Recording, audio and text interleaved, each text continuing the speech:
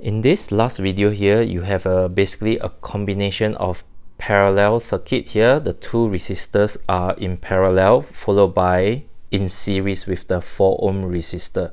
So this will be a very common kind of question, and let's start to simplify the diagram. Let's take a look at this portion here. The two resistors are in parallel. So basically, if I were to simplify the diagram, so it's like I combine the two resistors, 3 ohms and 6 ohm in parallel into a single resistor, and followed by the original 4 ohm resistor that you have. And if I have to simplify further, and if I want to find the total effective resistance, I combine these two in series. So you have the final total effective resistance. So let's take a look at question number A. Find total effective resistance. So you must understand you have to find this part first, the two resistors in parallel. So I'll be using the formula 1 over R. Let's use the double line here to represent parallel. 1 over 3 plus 1 over 6, and you will get 1 over 2. Take note of that. I want R, total resistance of the two in parallel, that will be 2 ohms. So this is 2 ohms. In other words, this is 2 ohms over here. So what is the total effective resistance for the whole entire circuit? And now these two are in series. As you know, in series, you just basically need to add them up. So the total effective resistance will be 6.0 ohms. So in other words, if you simplify the diagram here, this will be like a single resistor, which is 6 ohms connected to the circuit. Next, for part B, what is the current flowing through the 4 ohm resistor? Now, I put this in part B because a lot of students will make a mistake here. Okay, because of the fact that I asked them to find the current flowing through the 4 ohm resistor, many of them will do this. I equals to V over R, and because the only V given is 12, naturally they'll put 12.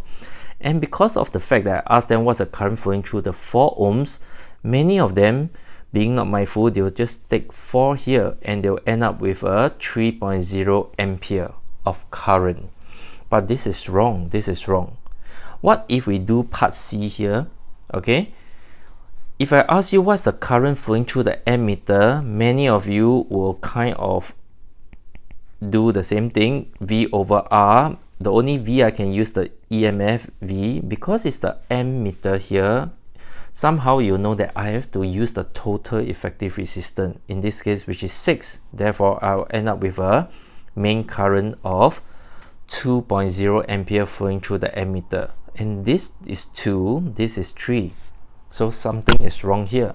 So this is wrong because if you're doing this, you're saying that the EMF is 12 volt and the current flowing through the circuit is only determined by this 4 ohm resistor, which is wrong.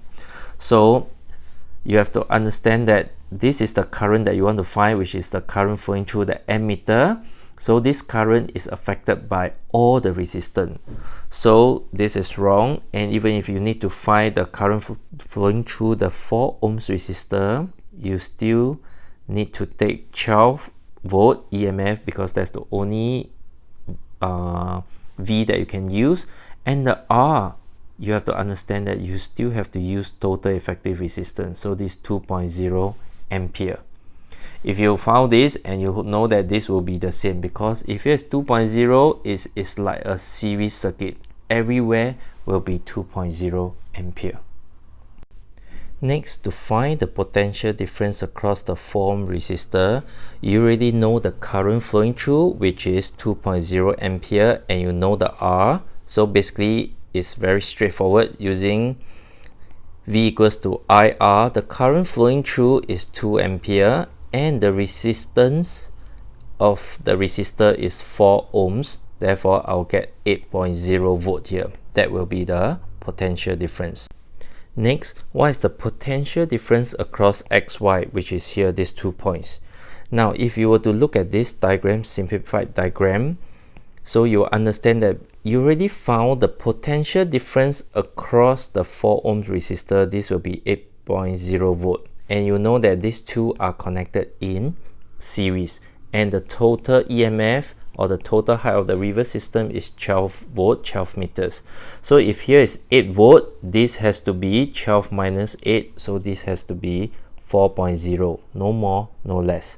So in other words, if I were to find here the V, the potential difference across XY, I just need to take the EMF minus away the potential difference across the 4 ohm resistor, which is 8. Therefore, I'll get a potential difference of 4.0 volt.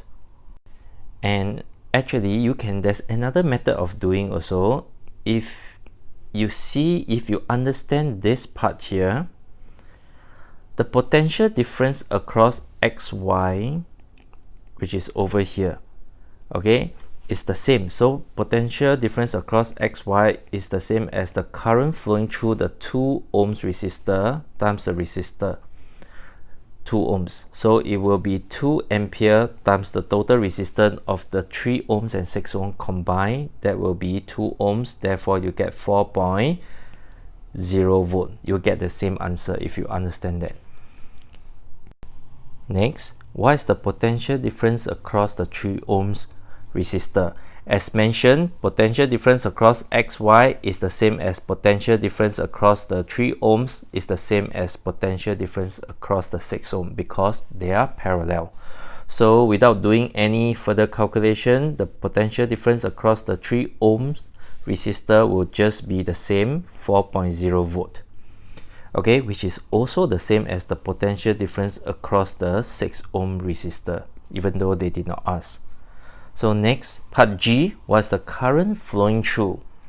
You know that the current coming here will be 2.0 ampere and it will split into the 2 branches. And of course, just like the earlier example, you know that the current flowing through the 3 ohm resistor has to be bigger compared to the current flowing through the 6 ohm resistor because the resistance here is lower. It's like the less traffic jam.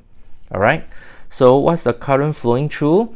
I will be using I subscript 3 ohms will be V over R. The potential difference across the 3 ohm resistor you have found already, which is 4 volt divided by the total resistance in that branch, which is just 3 ohms, and you'll get 1.33 ampere. Okay, and last question here, what's the current flowing through the 6 ohm resistor? You can do the same. So the V over R, the potential difference across this branch, we already know that it's 4 ohms. Okay, divided by the total resistance in that branch, which is 6, and you end up with 0.67. Now do a quick check. As mentioned, the current flowing through the 3 ohms branch will be greater than this. You're on the right track. And how do you further check? The sum of the current is like 2 smaller rivers. You add up, and 1.33 plus 0.67, you end up with a current, main current or main water flow of 2.0 ampere. If you can get back to the 2.0 main current, you know that you're on the right track and everything is correct. Alternatively, if you're confident that this 1.33 ampere is correct, I can also find the current flowing through the 6 ohm resistor by basically taking the main current, main water flow in the main river, minus away the branch in the 3 ohms, which is 1.33, and you will end up with 0.67 ampere. You can do that also. So that's basically how you solve the question. Hope you understand.